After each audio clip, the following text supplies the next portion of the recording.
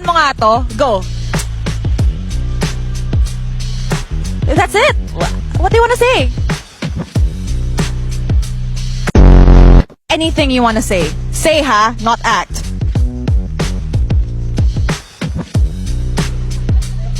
King?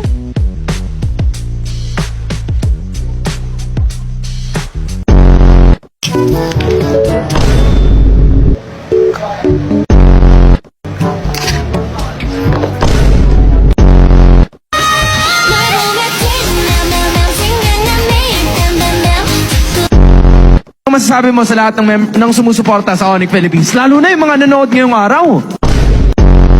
Anong pakiramdam mo nung moment na yun, yung talagang it boils down to that one referee? Kasi dalawa laki nandun eh.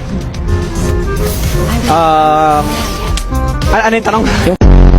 Was there a moment ba na kinabahan kayo na baka hindi kayo manalo?